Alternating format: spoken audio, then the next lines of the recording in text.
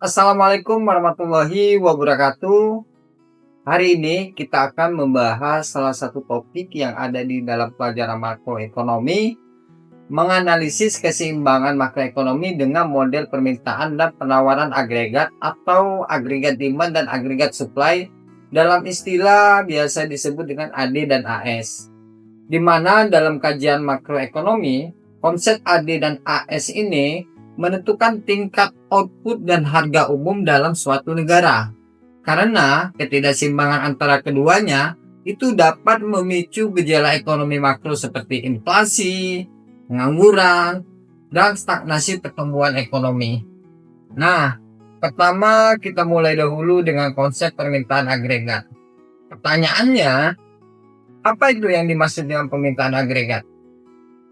Permintaan agregat ialah total permintaan akan barang dan jasa di sebuah ekonomi pada tingkat harga tertentu dalam jangka waktu tertentu dari semua aktivitas pembelian para aktor ekonomi, termasuk rumah tangga, perusahaan, pemerintah, dan sampai dengan perdagangan internasional yang berkaitan dengan produksi lokal.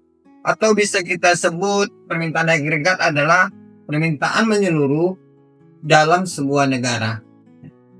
Permintaan agregat itu sendiri terbentuk dari beberapa elemen, yaitu elemen utamanya pengeluaran konsumsi rumah tangga, investasi oleh sektor swasta, belanja pemerintah, dan selisih ekspor dan impor yang dikenal sebagai ekspor neto. Nah, keempat elemen ini sering digunakan dalam analisis ekonomi di mana kurva AD menentukan hubungan terbalik. Kemudian rumus dasar permintaan agregat itu GDP atau Gross Domestic Product, atau sering disebut dengan PDB, Produk Domestik Bruto, yaitu GDP atau PDB sama dengan AD sama dengan C plus I plus G plus X dikurang M. Untuk C dan M menunjukkan konsumsi, sedangkan I itu menunjukkan investasi. G atau government adalah pengeluaran pemerintah, sedangkan X mewakili ekspor dan M mewakili impor.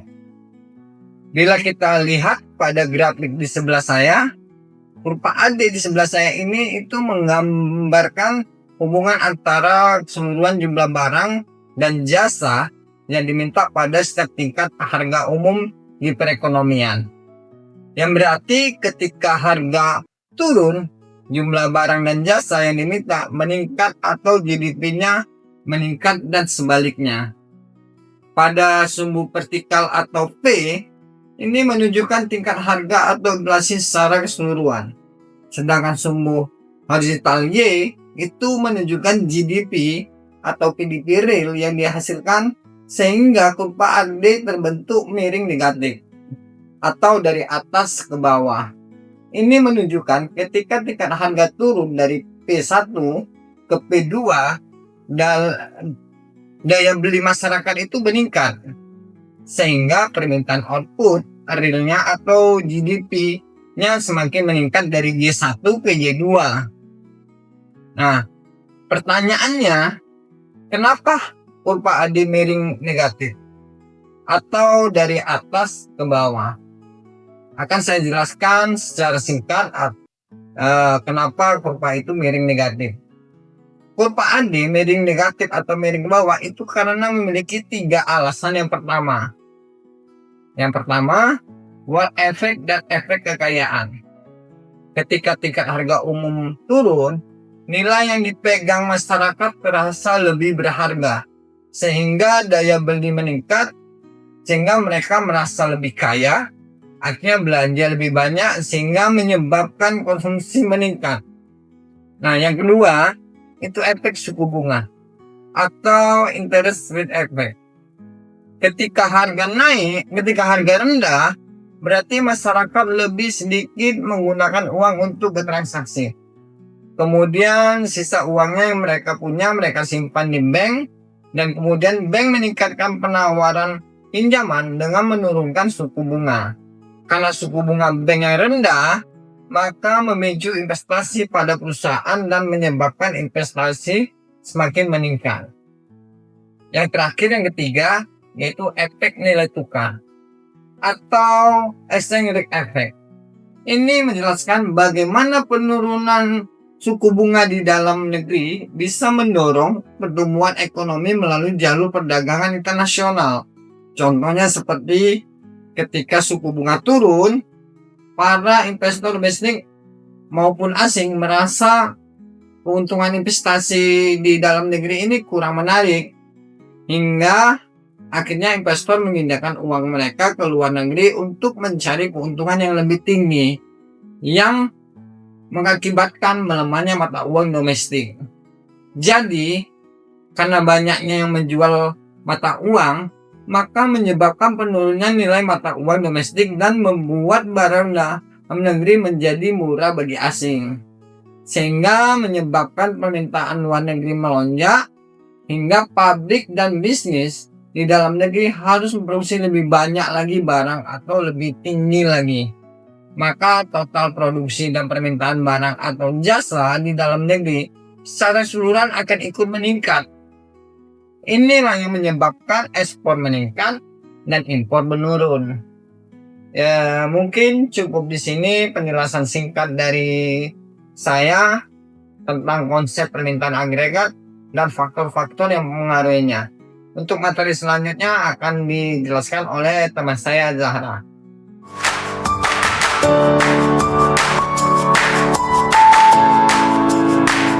Di sini saya akan melanjutkan materi tentang penawaran agregat. Penawaran agregat atau agregat supply AS adalah jumlah seluruh barang dan jasa yang diproduksi dalam suatu negara pada waktu tertentu. AS menunjukkan hubungan antara harga barang secara umum dan jumlah produksi negara. Tujuan dari penawaran agregat ialah untuk menggambarkan kemampuan suatu negara dalam memproduksi barang dan jasa.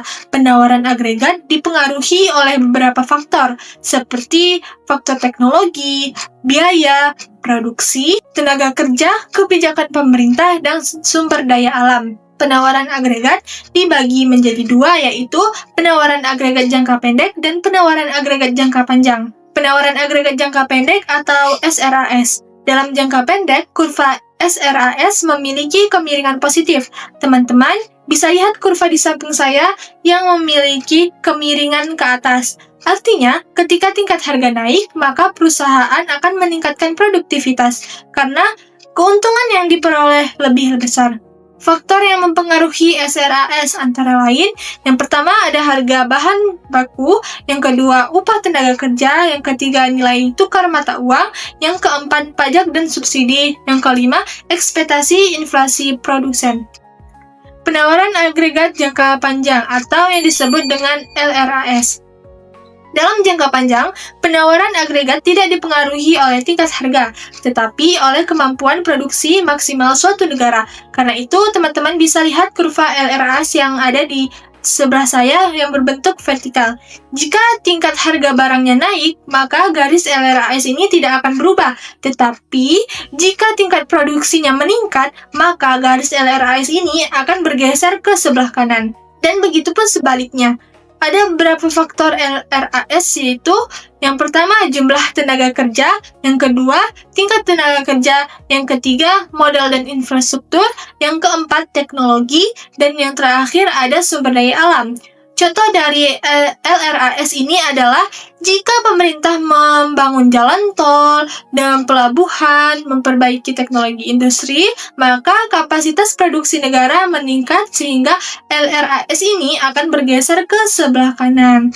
Kesimpulannya dari penawaran agregat atau AS adalah menunjukkan kemampuan suatu negara dalam memproduksi barang dan jasa. Dalam jangka pendek, AS dipengaruhi oleh biaya produksi dan tingkat harga. Sedangkan dalam jangka panjang, AS dipengaruhi oleh faktor produksi seperti tenaga kerja, modal, teknologi, dan sumber daya alam. Sekian materi dari saya.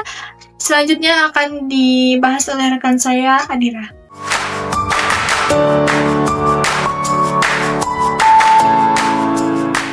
Halo, saya Adira, selaku presenter ketiga yang akan melanjutkan pembahasan untuk 3 topik. Yang pertama, keseimbangan AD dan AS. Yang kedua, pergerakan dan pergeseran kurva permintaan agregat. Dan yang ketiga, pergeseran kurva AS. Nah, yang pertama saya akan membahas keseimbangan AD dan AS, yang dimana konsep dasar ini yaitu ekonomi makro terjadi ketika jumlah barang atau jasa yang diminta masyarakat disebut juga AD sama dengan jumlah yang ditawarkan produsen sama dengan AS. Nah, secara grafis ini adalah titik potong kurva AD dan AS. Ya, dan itu dimana di titik keseimbangan itu kita bisa lihat dua hal penting sekaligus, yaitu tingkat harga umum yaitu P dan output real yaitu Y.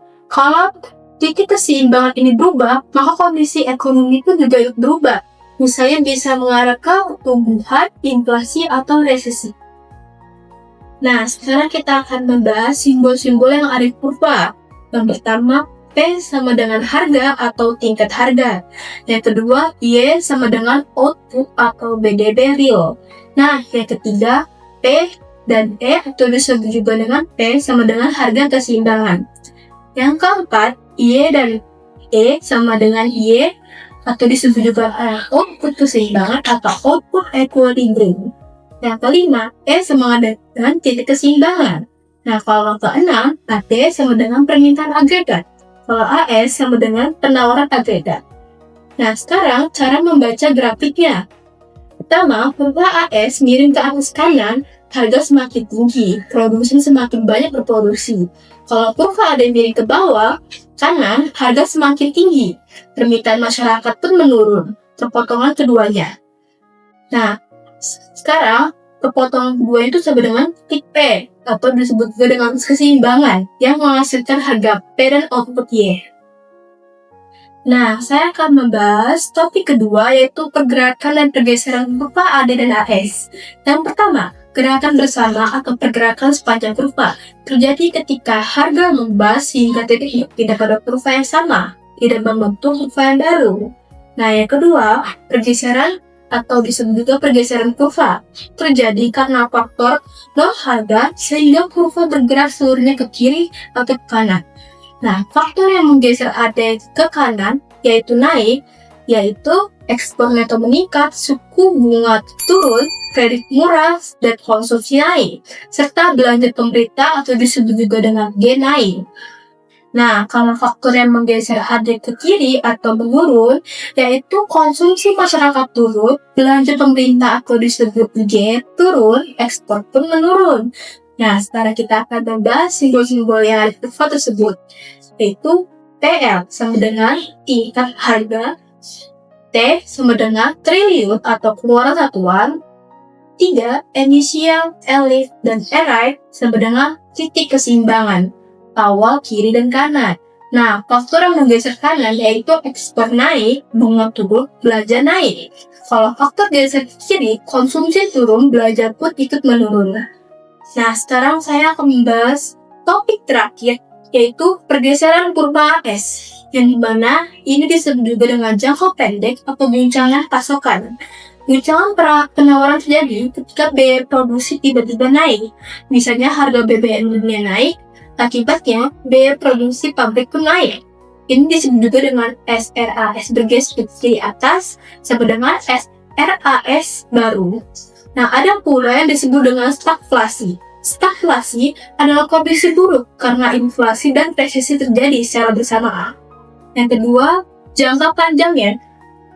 Jangka panjang di sini disebut juga dengan adaptasi atau jangka panjang yang terjadi pada kurva. Dalam jangka panjang, ekonomi perlahan beradaptasi melalui penyesuaian upah tenaga kerja, efisiensi teknologi, inovasi proses produksi. Hasilnya, SRAS bergeser kembali ke kanan mendekati LRAS, Long Run Aggregate Supply, yang bersifat struktural atau vertikal, dan keseimbangan baru pun tercapai. Nah, sekarang saya akan menjelaskan simbol-simbol yang ada di kurva pada penawaran AS. Nah, itu SRAS sama dengan penawaran agregat jangka pendek. Kalau LRAS penawaran agregat jangka panjang struktural. Nah, kalau P0 ke P1 itu sama dengan tingkatan harga sebelum dan sesudah. Kalau Y0 ke Y1 keluaran sebelum dan sesudah. Nah, kalau E0 dan ke E1 titik keseimbangan awal dan setelah shock.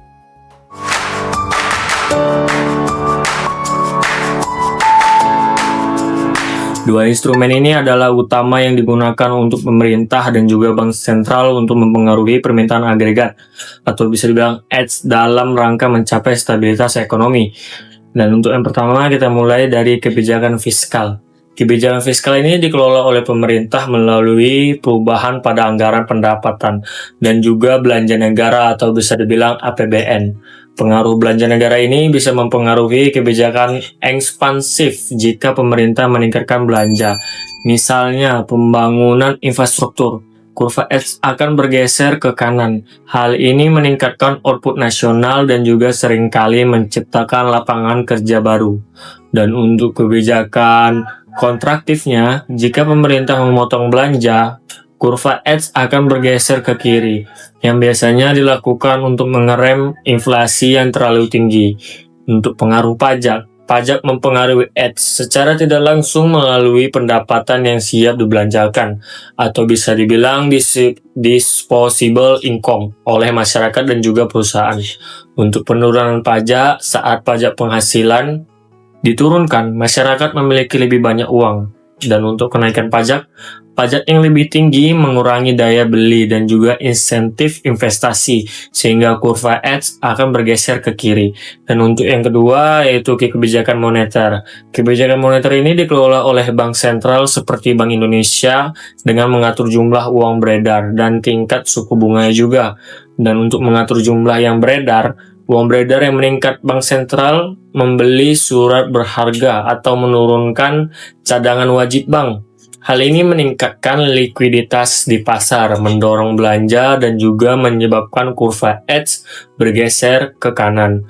Uang beredar menurun digunakan untuk menekan inflasi dengan menarik uang dari peredaran yang akan menggeser X ke kiri. Dan untuk mengatur suku bunga adalah harga dari uang perubahan suku bunga, memiliki dampak besar pada konsumsi dan juga investasi. Suku bunga rendah, biaya pinjaman untuk kredit motor dan juga rumah atau modal usaha menjadi murah. Masyarakat dan juga perusahaan akan lebih banyak meminjam untuk belanja dan juga ekspansi. Akibatnya, C dan L akan naik.